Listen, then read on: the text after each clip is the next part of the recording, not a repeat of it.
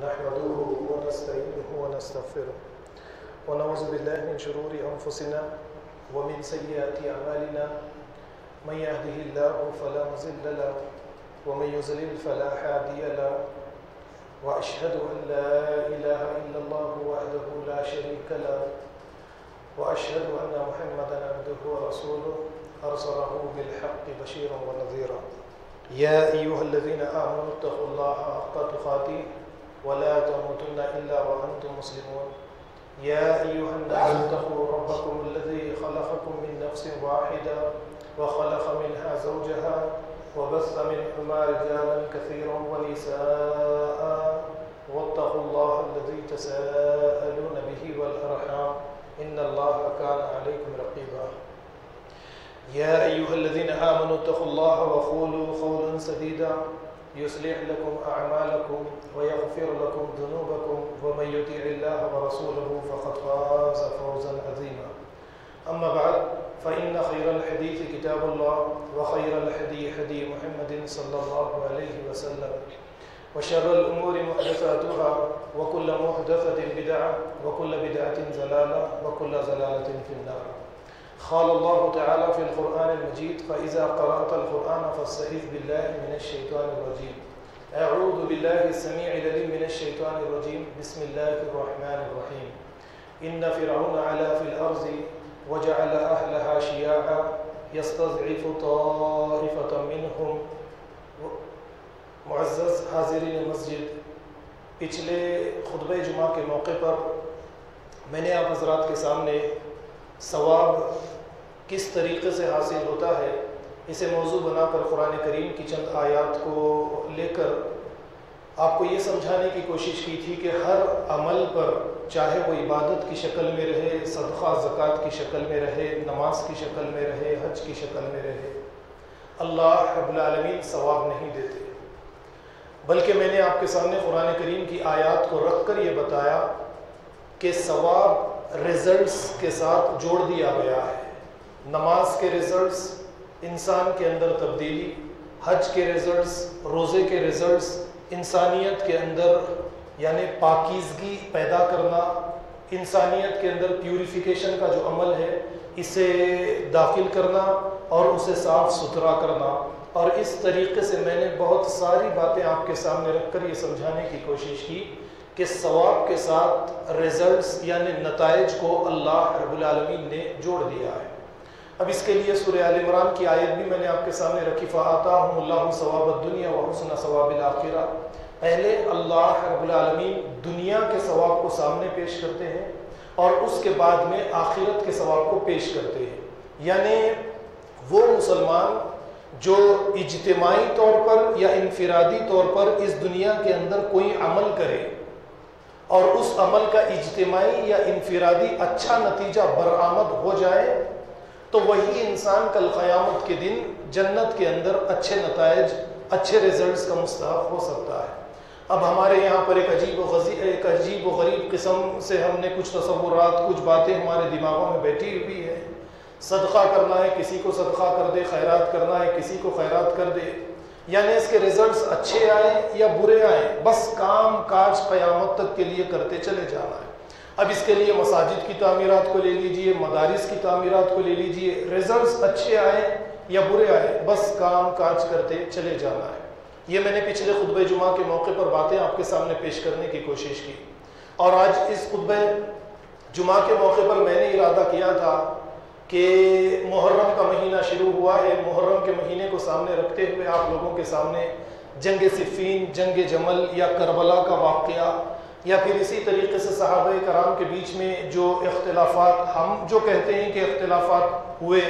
یہ اختلافات حقیقت میں ہوئے بھی یا نہیں ہوئے، یا صحابہ آپس میں ایک دوسرے سے دشمنی کرتے تھے یا محبت کرتے تھے، ان باتوں کو آپ کے سامنے پیش کروں گا۔ لیکن پھر اس کے بعد میں آپ اچھی طرح سے جانتے ہیں کہ 15 اگست عنقریب یعنی اتوار کے روز 15 اگست ہے، تو اب یہاں پر اس موقع پر یعنی ہندوستان کی آزادی میں مسلمانوں کا کیا کردار رہا، علماء دین کا کیا کردار رہا، اس موضوع سے بھی آپ لوگوں کے سامنے کچھ باتوں کو پیش کرنا میرے لیے ضروری تھا تاکہ تاریخ سے ہم اچھی طریقے سے واقف ہو جائے۔ جب تک ایک قوم تاریخ سے واقف نہیں ہوتی وہ آنے والے دور کے لیے اپنے لیے کوئی ہدف متعین بھی نہیں کر سکتی۔ اس لیے ہمارے لیے ضروری ہے کہ ہم تاریخ سے واقف ہو، جس تاریخ کو، جس کردار کو، مسلمانوں کے کردار کو ہندوستان کی سرزمین کے اندر چھپا دیا گیا کہ جیسے ہندوستان کے اندر مسلمانوں نے جنگ آزادی کے لیے یا آزادی کی جدوجہد کے لیے کوئی کام کاج نہیں کیا، یہ باتوں سے مسلمان غافل ہیں یا اس طریقے سے اس ہسٹری کو اور لوگوں کی نظروں سے بھی چھپا دیا گیا۔ میں نے مناسب سمجھا کہ آج کے اس وقت میں یہی باتیں آپ کے سامنے پیش کی جائے، لیکن سرسری طور پر آپ ان باتوں کو بھی اچھی طریقے سے جان لیجئے کہ محرم کے اس مہینے میں جو باتیں ہمارے بیچ میں آتی چلی جاتی ہیں وہ یہ ہے کہ معاویہ سے حضرت علی کا اختلاف، یا پھر اس طریقے سے جنگ صفین کے اندر صحابہ کرام آپس میں ایک دوسرے کو صحابہ کرام نے قتل کر دیا، شہید کر دیا، یا جنگ جمل کے اندر حضرت علی کے خلاف حضرت عائشہ نکل کر ایک بڑا لشکر لے کر آ گئی، یا بہت ساری باتیں ہیں۔ ان تمام کی تمام باتوں کو جب ہم قرآن کریم کے اوپر لا کر پرکھیں گے تو کچھ حقائق ہمارے سامنے کھلیں گے کہ قرآن یہ کہتا ہے کہ صحابہ تو آپس میں ایک دوسرے سے بے انتہا محبت کرنے والے، یعنی خود بھوکے رہ کر دوسروں کو کھلانے والے، صحابہ ایک دوسرے کے لیے اپنی جانوں کو نچھاور کرنے والے۔ کیا یہ صحابہ جنگ جمل اور جنگ صفین کے موقع پر معمولی اختلافات کو لے کر آپس میں ایک دوسرے کو قتل کریں گے، آپس میں ایک دوسرے کو شہید کریں گے؟ یا پھر اسی طریقے سے اس مہینے کے آتے ہی جس طریقے سے حضرت حسین کے واقعات کو ہمارے سامنے پیش کیا جاتا ہے اور یہ کہا جاتا ہے کہ حضرت حسین اللہ کے نبی صلی اللہ علیہ وسلم کے چہیتے نواسے تھے، پھر دوسری طرف ایک دوسرے نواسے کو چھپا دیا جاتا ہے، پردے کے پیچھے کر دیا جاتا ہے، جسے ہم حضرت حسن کے نام سے جانتے ہیں۔ آپ کی بھی سیرت ہے، آپ کی بھی سیرت پر ہمیں عمل کرنا چاہیے، آپ کی بھی سیرت کو ہمیں لوگوں کے بیچ میں بیان کرنا چاہیے۔ حضرت امام حسین کا اگر کردار کچھ ہے تو امام حسن کا کردار تو کچھ اور ہے۔ حضرت حسن معاویہ کے ہاتھ پر جاتے ہیں، بیعت کر لیتے ہیں، اور اس کے بعد میں آپ اچھی طرح سے جانتے ہیں کہ مسلمانوں کے بیچ میں جو اختلافات ہو چکے تھے یہ اختلافات کا خاتمہ ہو جاتا ہے۔ خیر، یہ باتیں آنے والے جمعہ میں اگر اللہ رب العالمین مجھے زندگی دیں گے تو میں ان باتوں پر آپ کے سامنے ان باتوں کو آپ کے سامنے پیش کرنے کی کوشش کروں گا۔ سب سے پہلے دیکھیے، آج جس موضوع پر کچھ باتیں آپ کے سامنے پیش کرنی ہیں وہ جنگ آزادی میں مسلمانوں کا کیا کردار رہا۔ آپ اور میں اچھی طرح سے یہ جانتے ہیں، یا پھر ہمیں بچپن ہی سے کچھ چیزیں ہمارے دماغوں کے اندر بٹھائی جاتی ہیں کہ جب کبھی 15 اگست کا دن آتا ہے، ہم اپنے اسکولز میں رہنے کے وقت میں یا کالج میں رہنے کے ٹائم میں وہاں پر ایک تقریب کا اہتمام کیا جاتا تھا اور کچھ تقریریں کی جاتی تھی، اور اس کے بعد میں جھنڈا چڑھا دیا جاتا، میٹھی چیزیں تقسیم کر دی جاتی تھی۔ اور پھر اسی کے ساتھ ساتھ یہ 15 اگست کا دن اب ہمارے یہاں پر جس طریقے سے ایک ہمارے مذہبی دو ہمارے تہوار ہیں، یا شیعہ کے کچھ زیادہ تہوار ہیں مذہبی، اسی طریقے سے ایک ہندوستان کی عوام کے لیے ایک تہوار کی حیثیت حاصل کر چکا ہے۔ 15 اگست کا دن آنے سے پہلے کیلنڈر کے اندر اس کی تاریخ دیکھ لینا، 2 یا 3 دن ہندوستان کے تمام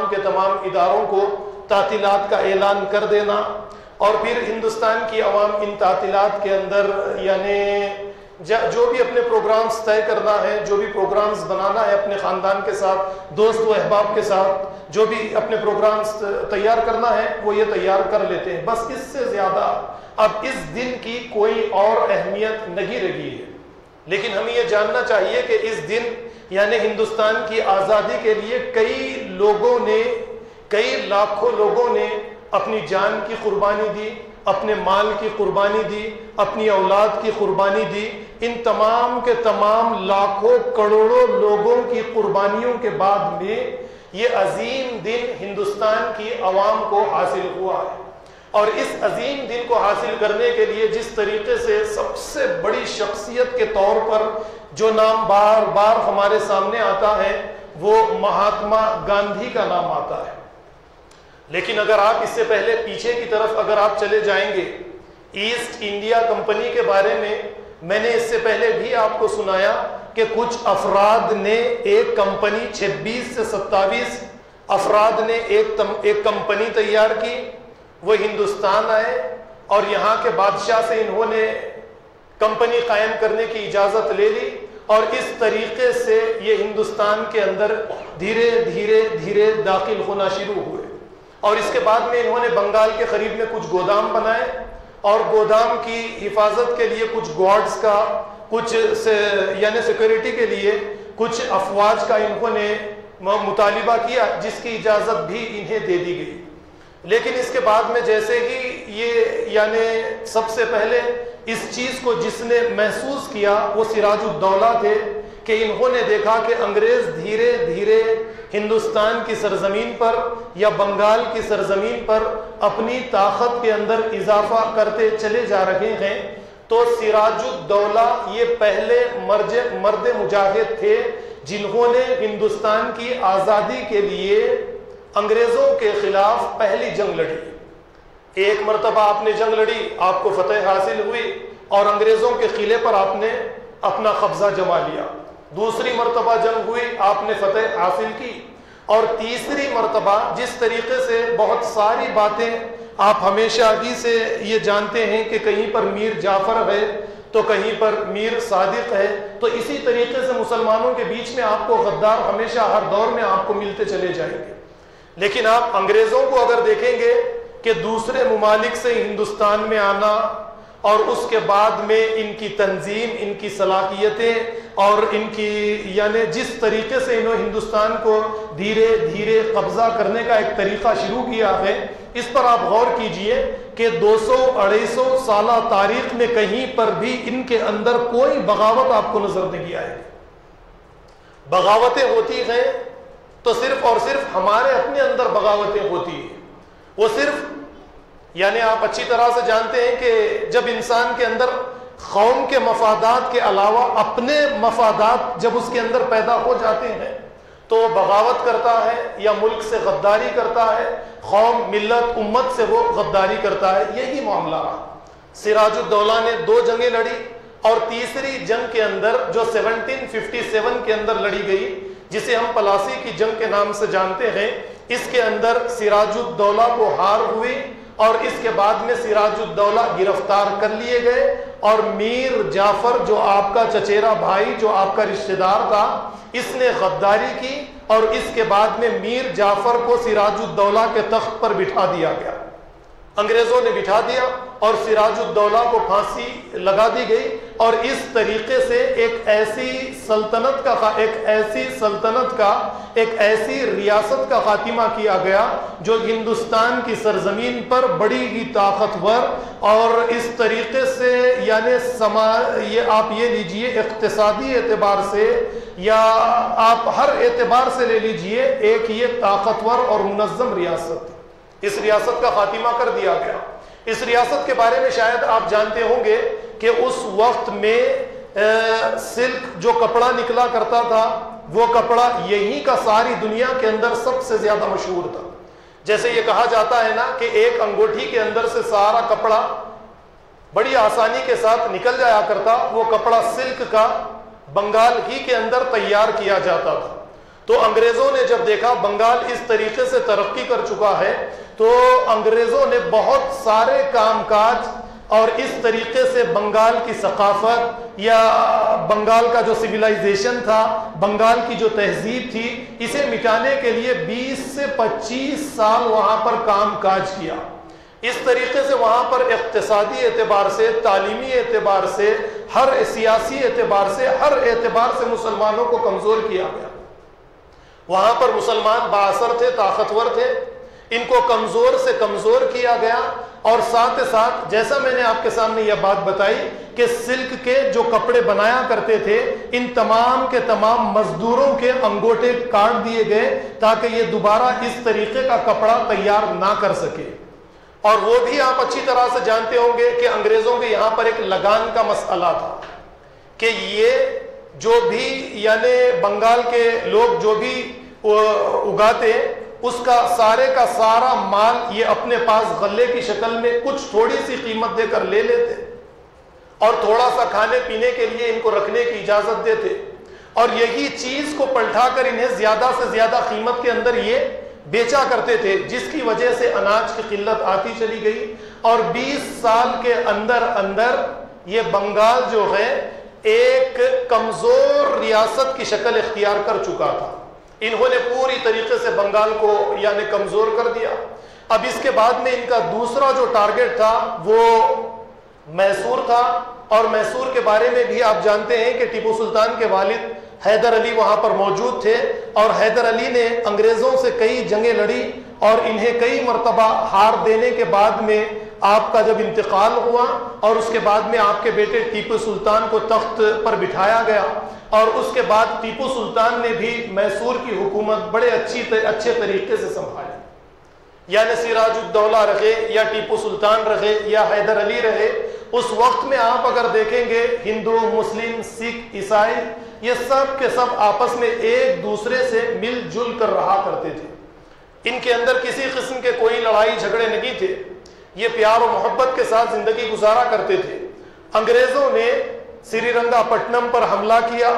ٹیپو سلطان سے 3 جنگیں لڑی گئی، جس میں سے 2 جنگیں ٹیپو سلطان نے 2 جنگوں کے اندر فتح حاصل کی، اور ایک آخری جنگ جو 1799 کے اندر لڑی گئی، اس لڑائی کے اندر ٹیپو سلطان کو شہید کر دیا گیا۔ اور آپ جانتے ہیں کہ جب ٹیپو سلطان سے یہ کہا گیا کہ انگریز بڑے طاقتور ہیں، ان کی فوج زیادہ ہے، لہذا مقابلہ کرنے کے بجائے ان کی تابع داری قبول کر لی جائے، تو ٹیپو سلطان نے ایک جملہ کہا تھا کہ شیر کی 1 دن کی زندگی گیدڑ کی 100 سالہ زندگی سے بہتر ہے۔ یہ کہہ کر آپ نے جنگ لڑی، اور اس کے بعد میں آپ کو شہید کر دیا گیا، اور آپ کی شہادت کے بعد میں انگریز نے آپ کی لاش کے قریب کھڑے ہو کر یہ کہا تھا کہ آج کے بعد ہم سارے ہندوستان کو غلام بنا سکتے ہیں، ہم نے سارے ہندوستان کی فتح حاصل کر لی ہے۔ یہ جملے اس نے ٹیپو سلطان کو شہید کرنے کے بعد کہے تھے۔ تو آپ ذرا غور کیجئے کہ اس طریقے سے میں نے اس سے پہلے بھی کچھ جمعہ پہلے آپ کے سامنے ایک بات رکھی تھی کہ ایک ہندوستان پر جو غیر ممالک سے ایک افواج نے آ کر قبضہ نہیں کیا ہے، بلکہ ایک چھوٹی سی company East India Company Hindustan کے اوپر آتی ہے، اور آ کر ایک کمپنی سارے ہندوستان کو قبضہ کر لیتی ہے۔ اس سے پہلے ہوتا یہ تھا کہ کسی ملک کو فتح کرنا ہو تو فوجیں جنگیں لڑتی، اور اس کے بعد میں کسی ملک کو فتح کیا جاتا تھا۔ لیکن آپ ذرا غور کیجئے کہ ایسٹ انڈیا کمپنی ہندوستان میں 26-27 افراد ایک ٹریڈ کی نیت سے یہاں پر آتے ہیں، اور اس کے بعد میں دھیرے دھیرے ہندوستان کو فتح کرنے کا سلسلہ چلتا ہے۔ سب سے پہلے سراج الدولہ کو ختم کیا جاتا ہے، وہاں پر میر جعفر سامنے آتا ہے غداری کرتے ہوئے، پھر اس کے بعد ٹیپو سلطان کو ختم کیا جاتا ہے، میر صادق آگے آتا ہے غداری کرتے ہوئے، اور اس کے بعد میں 1803 میں جب یہ چیزوں کو علماء دین نے محسوس کیا، تو علماء دین میں ہمارے سید احمد بریلوی یا اسی طریقے سے شاہ عبدالعزیز رحمت اللہ علیہ، شاہ اسماعیل شہید رحمت اللہ علیہ، اس چیز کو آپ نے سمجھ لیا، اور شاہ عبدالعزیز دہلوی رحمت اللہ علیہ نے 1803 میں اس بات کا فتویٰ دیا تھا کہ ہندوستان اب دارالکفر بن چکا ہے، لہٰذا ہمیں مجاہدین کو پیدا کرنا چاہیے، مجاہدین کو ہمیں تیار کرنا چاہیے، اور ہندوستان کی سرزمین سے ان کفار کو مار کر بھگانا چاہیے، اور اس کے بعد میں مجاہدین کو تیار کرنے کا ایک سلسلہ شروع ہوتا ہے۔ اس کے لیے احمد شاہ بریلوی، شاہ عبدالعزیز شاہ اسماعیل شہید رحمت اللہ علیہ آگے آتے ہیں۔ آپ نے شاید اہل الحدیث زیادہ تر شاہ اسماعیل شہید کی تقویت الایمان کا مطالعہ کرتے ہیں۔ آپ کی ایک بہت بہترین کتاب ہے جو توحید کے اوپر لکھی گئی ہے۔ تو شاہ اسماعیل شہید یہ 3 علماء ہندوستان کی سرزمین یعنی ہندوستان کے حصے کونے کونے میں پھر کر مجاہدین کو جمع کرنے کا ایک سلسلہ شروع کرتے ہیں، اور کافی تعداد میں یہ مجاہدین کو تیار بھی کر لیتے ہیں، اور اس کے بعد میں آپ جانتے ہیں، شاید آپ جانتے ہوں گے کہ سکھوں کے ساتھ ان کی جنگ ہوتی ہے اور پہلی مرتبہ سکھوں کو مجاہدین قرار دیتے ہیں، دوسری مرتبہ سکھوں سے پھر جنگ ہوتی ہے، دوسری مرتبہ مجاہدین سکھوں کو ہرا دیتے ہیں، اور تیسری مرتبہ جب بالا کوٹ کے مقام پر سکھوں سے جنگ ہوتی ہے تو شاہ اسماعیل شہید، احمد شاہ بریلوی، یہ تمام کے تمام علماء دین اور مجاہدین کا ایک بہت بڑا گروہ اس جنگ کے اندر شہید کر دیا جاتا ہے۔ وہ تحریک جو ہندوستان کو آزاد کروانے کے لیے علماء کی شکل میں، مسلمانوں کی شکل میں تیار کی جاتی ہے، ہمارے ملک ہی کے سکھ بھائیوں کی طرف سے یہ تحریک کا بڑی آسانی کے ساتھ خاتمہ کر دیا جاتا ہے، اور انگریزوں کو بڑی طاقت ملتی ہے کہ اس کے بعد میں سارے ہندوستان کے اوپر بڑی آسانی کے ساتھ قبضہ کر لیا جائے۔ آپ جھانسی کی رانی لکشمی بائی کا واقعہ تو اچھی طرح سے جانتے ہیں، ٹی وی کے اوپر سیریلز بنا کر آپ کے سامنے پیش کیے جاتے ہیں کہ جھانسی کی رانی لکشمی بائی نے ہندوستان کی آزادی کے لیے جنگ کی اور کئی انگریزوں کو اس نے قتل کیا، ملک سے بھگانے کے لیے انگریزوں کو اس نے جد و جہد کی ہے۔ جھانسی کی رانی لکشمی بائی کی کہانی کو ہم اچھی طرح سے جانتے ہیں، لیکن اسی طریقے سے ایک مسلمان خاتون جسے ہم حضرت محل کے نام سے شاید نہیں جانتے، حضرت محل بھی تھی۔ اس خاتون نے بھی انگریزوں سے کئی جنگیں 18 مہینے تک لڑی، اور یہ اودھ کی رانی تھی، اور اس کے بعد میں آخری مرتبہ یہ جب جنگ ہاری تو اس کو نیپال کے اندر پناہ حاصل کرنی پڑی، اور یہ خاتون ہندوستان کی سرزمین کو آزادی دلوانے کے لیے جنگیں لڑتی ہے، اور اس کے بعد میں اس کی ریاست انگریز اس سے چھین لیتے ہیں، اور اس کے بعد میں مہاجر کی حیثیت سے نیپال کے اندر جا کر اپنی باقی زندگی گزارتی چلی جاتی ہے۔ تو اب اس کے بعد میں دیکھیے 1803 کے اس عظیم واقعے کے بعد میں مجاہدین نے تیاری کی، سکھوں سے ان کی جنگوں کا ہونا، اور اس کے بعد میں مجاہدین کو شہید کر دیا جانا، اور اس کے بعد میں ایک بڑا واقعہ جو رونما ہوا مسلمانوں یعنی ہندوستان کی سرزمین پر، حال ہی میں ایک مووی ہندوستان کے اندر ریلیز کی گئی تھی۔ آپ عامر خان نے اس کے اندر کردار ادا کیا منگل پانڈے کے نام سے۔ اس کے بارے میں آپ شاید کچھ جانتے ہوں گے کہ انگریز فوج کے اندر مسلمان بھی ہوا کرتے، سکھ بھی ہوا کرتے،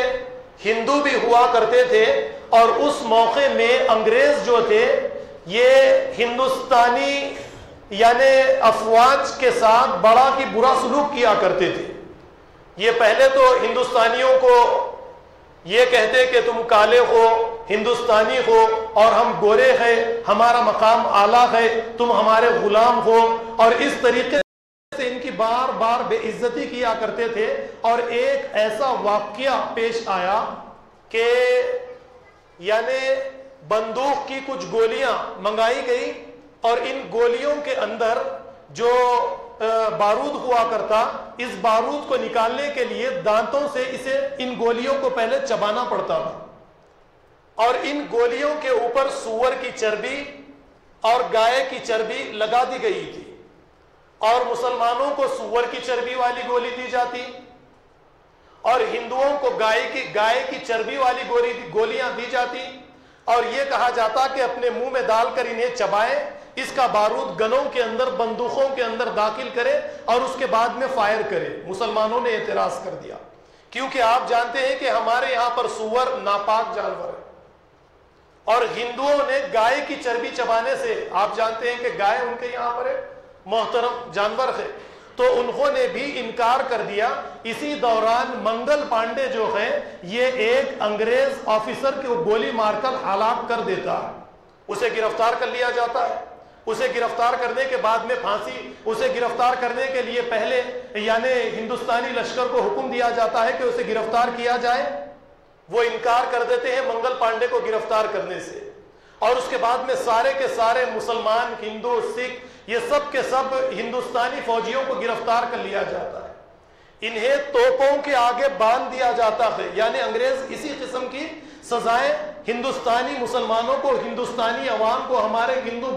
بھائیوں کو اسی قسم کی سخت سے سخت دردناک سزائیں دیا کرتے تھے. انہیں توپوں کے آگے باندھ دیا جاتا اور انہیں باندھ دیا گیا اور انہیں اڑا دیا گیا اور منگل پانڈے کو پھانسی دے دی گئی. بس یہ ایک واقعے کا ہونا تھا کہ ہندوستان کے یعنی انگریزوں کے ساتھ جتنے ہندوستانی فوجی تھے ان سب کے سب نے سارے ہندوستان کے اندر بغاوت عام کر دی. جہاں کہیں پر بھی یعنی انگریز آفیسر نظر آتا اسے گولی مار دیتے، ان کے گودام لوٹ لیتے، ان کے مال لوٹ لیتے، اور اس طریقے سے سارے کے سارے ہندوستان کے فوجی اپنے ہاتھ میں ہتھیار لیے ہوئے دلی کی طرف آگے بڑھتے چلے جاتے. اور دلی میں آنے کے بعد میں بہادر شاہ ظفر کو انہوں نے تیار کیا. ہمارے آخری مغل بادشاہ بہادر شاہ ظفر تھے، آپ اچھی طرح سے جانتے ہیں. بہادر شاہ ظفر کو آ کر انہوں نے تیار کیا کہ ہم آپ کو اپنا امیر، ہم آپ کو اپنا بادشاہ تسلیم کرتے ہیں. ذرا غور کیجئے کہ ہندوستان میں اکثریت ہمارے غیر مسلم بھائیوں کی تھی، مسلمان اقلیت میں تھے، لیکن اس کے باوجود سارے کے سارے لوگ مسلمانوں ہی کو اپنا لیڈر، مسلمانوں ہی کی بادشاہت کو تسلیم کرتے تھے. وہ اس لیے کہ مسلمانوں نے انصاف کے ساتھ 1000 سال تک ہندوستان کی سرزمین پر حکومت کی ہے. جو حقوق مسلمانوں کو دیے گئے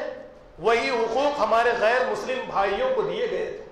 بہادر شاہ ظفر کے سر پر تاج رکھ دیا جاتا ہے، اور اس کے بعد میں 1857 جسے غدر کہا جاتا ہے، انگریز تو اسے غدر ہی کہیں گے، ہم اسے غدر کیوں کہیں؟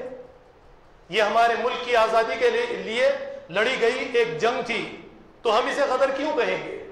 بہادر شاہ ظفر کے سر پر تاج رکھ دیا جاتا ہے، اور اس کے بعد میں انگریز ساری یعنی اپنی سارے لشکر کو لے کر دلی کی طرف آگے بڑھتے چلے جاتے ہیں. اور جہاں کہیں پر بھی انگریز لشکر تھا، جیسے انگریز اس وقت میں کہیں پر افغانستان کے اندر مصروف تھے اور کہیں پر ایران کے اندر مصروف تھے یا پھر دوسرے ممالک کے اندر مصروف تھے، کیونکہ انگریز اس وقت میں اتنی طاقت میں آ چکے تھے کہ ان کے اس دور میں ان کی جو ریاست تھی، ان کی جو حکومت تھی، اس حکومت میں کہیں پر سورج غروب نہیں ہوتا تھا. یہ کہا جاتا ہے اتنے کافی ممالک کو انہوں نے قبضہ کر لیا تھا. اب یہ دوسرے ممالک سے بھی لشکر کو بلا کر صرف ایک جگہ پر انہوں نے یعنی دلی کی طرف انہوں نے کوچ کر دیا. اب ایسے وقت میں آپ دیکھیے جنگ کا آغاز ہوتا ہے،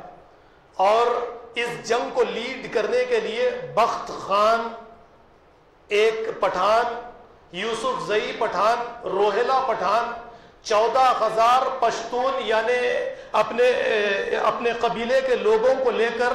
بہادر شاہ ظفر کی مدد کے لیے آتا ہے. اور اس کے بعد میں یہ جنگ 6 مہینے یا 5 مہینے یہ جنگ چلتی ہے. اب یہاں پر بھی الہی بخش، کہیں پر میر جعفر ہے، میر صادق ہے، کہیں پر الہی بخش ہے، یہ انگریزوں کا ایجنٹ اور بہادر شاہ ظفر کا یہ وزیر تھا. اندر کے سارے حالات انگریزوں کو پہنچاتا چلا جاتا تھا، اور اس طریقے سے مخبری کے ذریعے سے یعنی بہادر شاہ ظفر کو اس نے کمزور کر دیا. 6 مہینہ یا 5 مہینے کی اس جنگ کے بعد میں جب بہادر شاہ ظفر کو گرفتار کر لیا گیا اور بہادر شاہ ظفر کے سامنے ان کے 3 یا 4 بیٹوں کی گردنیں اتار دی گئی اور انہیں رنگون کی طرف روانہ کر دیا گیا، اور مکمل طور پر دلی کی اس ریاست پر انگریز غالب آ گئے، تو اب انگریزوں کے انتقام کی کارروائی شروع ہوئی. اب اس کے بعد میں جیسا کہ اس سے پہلے پچھلے سال بھی میں نے کچھ باتیں آپ کے سامنے رکھی کہ یہاں پر جو مسلمان اشراف تھے، جو میڈیم قسم کے مسلمان تھے، جو تعلیم یافتہ مسلمان تھے، جو یعنی سیاسی اچھا خاصا شعور رکھتے تھے، یہ تمام کے تمام مسلمانوں کو ختم کرنے کا ایک سلسلہ شروع ہوا. کہا یہ جاتا ہے کہ اس وقت میں دلی کے ہر درخت پر ایک مسلمان کی لاش لٹکی ہوئی تھی، اور 6 مہینے تک مسلمانوں کی لاشوں کو اسی طریقے سے لٹکا کر رکھا گیا تھا تاکہ یہ اوروں کے لیے جو بغاوت کرے یہ اوروں کے لیے عبرت بنے رہے۔ 6 مہینے تک ان کی لاشوں کو لٹکا کر رکھا گیا اور توپوں کے سامنے مسلمانوں کو لگا کر غیر مسلمین کو بھی مارا گیا۔ صرف مسلمان نہیں تھے، غیر مسلمین کو بھی اسی طریقے سے قتل کیا گیا، مارا گیا کہ توپوں کے آگے لگا کر انہیں اڑا دیا جاتا، کسی کو آگ میں ڈال کر جلا دیا جاتا۔ اس طریقے سے لاکھوں مسلمانوں کو یہاں پر یعنی دلی کی سرزمین پر ختم کیا گیا ہے۔ تو یہ 1857 کی جو جنگ تھی، یہ جنگ آزادی کے لیے ایک بہانہ بنی۔ اس کے بعد سے بغاوتوں کا ایک سلسلہ ہندوستان کی سرزمین کے اندر جو شروع ہوا تو 1947 تک کے لیے یہ رکا نہیں۔ اب اسی کے بعد میں آپ دیکھتے چلے جائیں کہ دارالعلوم دیوبند جو دیوبند مدرسہ ہے، اس کی بنیاد ایک درخت کے نیچے رکھی گئی تھی۔ وہ اس نیت سے رکھی گئی تھی کہ ایسے مجاہدین اس مدرسے کے ذریعے پیدا کیے جائیں گے جو ہندوستان کی آزادی کے لیے اپنی جان دیں گے، اور اسی نیت سے دارالعلوم دیوبند کی بنیاد رکھی گئی۔ محمود الحسن، عبید اللہ سندھی یا قاسم نانوتوی، رشید احمد گنگوہی یا وہابی تحریک، یہ ساری کی ساری آپ غور کرتے چلے جائیں، اس وقت کے جتنے علماء دین تھے ان کا تعلق کسی بھی مکتب فکر سے رہا ہوگا، وہ وہابی رہے، دیوبندی رہے، یا دوسروں کو تو میں ذرا سا کم نام لاؤں گا یہاں پر کیونکہ انہوں نے جنگ آزادی کے اندر اتنا حصہ نہیں لیا۔ آپ دیکھتے چلے جائیں علماء دین اس کے اندر، خاص کر آپ دیکھیے عبید اللہ سندھی نے جو قربانیاں دی ہے۔ بچپن میں آپ تو یعنی پیدا ہوئے تو ایک سکھ گھرانے کے اندر، اور 14 سال کی عمر میں آپ نے ایک کتاب کا مطالعہ کیا، 14 سال کی عمر میں مسلمان ہو گئے اور اپنے سارے گھرانے کو چھوڑ کر بھاگ گئے، مدرسے کے اندر داخلہ لے لیا، اور وہاں سے آپ نے عالمیت کا یعنی آپ وہاں سے عالم بنے، اور اس کے بعد میں ریشمی رومال تحریک کا آغاز عبید اللہ سندھی نے کیا ہے۔ کیسی کیسی قربانیاں، کئی میل کے پیدل سفر کرتے ہوئے کبھی افغانستان کی سرزمین پر آپ جاتے ہیں کہ وہاں کے بادشاہ کو اس بات کے لیے راضی کرے کہ یہ ہندوستان کی سرزمین پر حملہ کرے اور انگریزوں کی حکومت کا خاتمہ کرے۔ وہاں سے انہیں کوئی یعنی صحیح طریقے کی انہیں مدد نہیں ملتی ہے تو وہاں سے نکل کر رشیا چلے جاتے ہیں، لینن سے ملاقات کی کوشش کرتے ہیں، رشیا سے نکل کر ترکی چلے جاتے ہیں، ترکی سے افواج کو لانے کی ہندوستان کو کوشش کرتے ہیں، اور جب مایوس ہو جاتے ہیں کہ کہیں سے کوئی فوج کسی دوسرے ملک کی مسلم فوج ہندوستان آنا نہیں چاہتی ہے تو کبھی مکہ کبھی مدینہ چلے جاتے ہیں۔ ایک سکھ گھرانے میں پیدا ہونے والا یہ آپ دیکھیے عبید اللہ سندھی، یعنی ہندوستان کی آزادی کے لیے اس طریقے سے یہ قربانیاں دیتا چلا جاتا ہے۔ اور اس کے بعد میں آپ شاید جانتے ہوں گے کہ اشفاق اللہ خان جو ایک مرتبہ ٹرین کے ذریعے سے انگریزوں کا جو تجارت کا مال یا ان کا خزانہ جا رہا تھا، رام پرساد بسمل کے ساتھ مل کر اس ساری کی ساری ٹرین کو اس نیت سے لوٹ لیتا ہے کہ یہ مال مجاہدین کے لیے، ہندوستان کی آزادی کے لیے ہم صرف کریں گے۔ اور اس کے بعد میں جب انہیں گرفتار کیا جاتا ہے اور اشفاق اللہ خان سے 22 سالہ بچہ ہے، اشفاق اللہ خان سے یہ کہا جاتا ہے رام پرساد بسمل کی مخبری کرو، اس کے خلاف گواہی دو، وہ کہاں پر چھپا ہے اس کے بارے میں بتا دو، تمہیں آزادی دی جائے گی، اگر تم یہ کام نہیں کرو گے تو تمہیں پھانسی کے پندے پر لٹکا دیا جائے گا۔ تو کہتا ہے کہ مجھے پھانسی کا پندہ منظور ہے، لیکن اپنے ملک کے کسی انسان کے خلاف بغاوت کرنا یا اس کے ساتھ غداری کرنا، اپنے ملک کے ساتھ غداری کرنا مجھے پسند نہیں۔ اشفاق اللہ خان کو 24 سال کی عمر میں پھانسی کے پندے پر لٹکا دیا جاتا ہے۔ تو یہ ہندوستان کی آزادی کے لیے مسلمانوں نے کئی قربانیاں دی ہیں۔ وقت مجھے اجازت پھر نہیں دیتا ہے کہ آپ کو آگے کی طرف لیے جاؤں، ابوالکلام آزاد ہے یا اس طریقے سے اور بہت سارے نام مسلمانوں کے سامنے آتے ہیں۔ ہاں یہ بات اور ہے کہ 1930 یا 1925 سے مہاتما گاندھی آگے آتے ہیں یا پھر اس طریقے سے کچھ ہمارے غیر مسلم بھائیوں کے نام آگے آتے ہیں، لیکن آپ شروع سے دیکھیے 1757 سے آپ اگر دیکھیں گے تو آپ کو زیادہ تر مسلمانوں کے نام ملیں گے جنہوں نے اس دیش کی آزادی کے لیے اپنی جان، مال، اولاد، ہر چیز کی قربانی دی۔ تو یہ 15 اگست کا جو دن ہے یہ یوں ہی بڑی آسانی کے ساتھ حاصل نہیں کیا گیا ہے۔ اس دن کو حاصل کرنے کے لیے علامہ اقبال نے کردار ادا کیا، ابوالکلام آزاد نے کردار ادا کیا، کئی علماء نے، کئی مسلم نوجوانوں نے کالا پانی کی سزائیں بھگتی ہے۔ آپ کالا پانی کی سزا انڈومان نکوبار میں جو جیلیں ہوا کرتی تھی اس کے بارے میں جانتے ہوں گے کہ کھانے کے لیے 2 دن، 1 دن یا 24 گھنٹے میں ایک مرتبہ کچھ روٹیاں دی جاتی، جن روٹیوں کے اندر کئی بال اور مٹی، ریتی ملا کر انہیں دی جاتی تاکہ یہ کھانے کے بعد ان کا ہاضمہ خراب ہو جائے اور یہ خود بخود مر جائیں۔ اس طریقے کی انہیں غذائیں دی جاتی، شدید سے شدید تکلیفیں دی جاتی، لیکن اس کے باوجود یہ مسلم مجاہدین دیش کی آزادی کے لیے انہوں نے کمر کس لی تھی کہ چاہے جان چلی جائے، چاہے کچھ ہو جائے، ہندوستان کو ہم آزاد کروا کر رہیں گے۔ تو اس کے بعد میں یہ ہندوستان ہمارا آزاد ہوا۔ تو اب ہماری یہ ذمہ داری بنتی ہے کہ اس طریقے سے مساجد کے ذریعے ہم مسلم علماء دین مسلمانوں کے اس کردار کو قوم کے سامنے پیش کریں تاکہ ہسٹری، تاکہ ہندوستان کی تاریخ میں مسلمانوں کی کیا کیا قربانیاں ہیں یہ ہمارے سامنے رکھے، اور آنے والا جو وقت ہے اس کے لیے ہم کوئی راستہ اپنے لیے متعین کریں کہ مسلمانوں کو ہندوستان کی سرزمین میں کیا کردار ادا کرنا ہے اور ہمارے ہندوستان میں کیا کیا حقوق ہے، ہمیں کیا کیا حقوق ملنے چاہیے تاکہ ہم کوئی راستہ تو متعین کر سکیں۔ میں اپنی باتوں کو یہیں پر ختم کرتے ہوئے ایک ضروری اعلان یہ ہے کہ محبوب نگر سے ایک مسجد کی تعمیر ہے اور مدرسے کی تعمیر ہے جس کے لیے 60 لاکھ کا خرچہ ہے، جس میں سے 15 لاکھ ادا کر دیے گئے اور کچھ پیسوں کی ضرورت ہے۔ ہماری مسجد میں ایک نوجوان لڑکا تشریف لے کر آیا ہے، میری آپ لوگوں سے گزارش ہے کہ جاتے وقت میں دل کھول کر آپ اس کا تعاون کیجیے۔ وآخر الدعوانا ان الحمد للہ رب العالمین۔